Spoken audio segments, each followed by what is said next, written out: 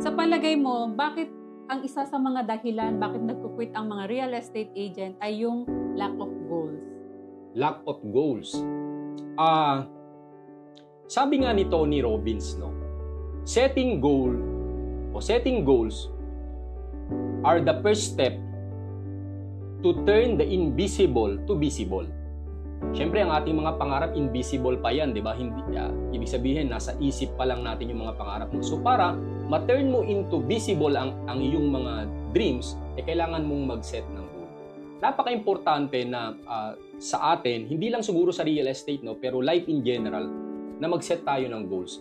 Pero, more than 90% of people, hindi talaga nagsaset ng goal, no, or hindi nagsaset o hindi nagra-write ng kanilang goals, no. Sabi nga, you cannot hit a target that you don't know. Diba? Kailangan mong malaman kung ano yung target mo, which is ang target mo ay yung goal mo. Ano ba yung goal mo dito sa real estate? Maybe, ano ba yung gusto mo ma-accomplish? Maging top performer, ma-awardan ka ba? Magkano ba yung sales na tina-target mo? So, maybe yun ang mga goals mo, o maybe yung travel incentives ng mga developer. So, kailangan malinaw yung ating mga goals. And then, ano ba yung reasons mo behind that? Bakit mo gustong ma-achieve yung goals na yun? Kasi yun ang magiging drive mo eh.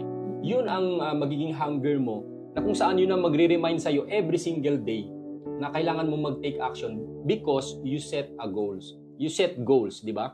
Kaya napaka-importante po na mag-set tayo ng goals, especially kung tayo po ay beginning or starting real estate agent.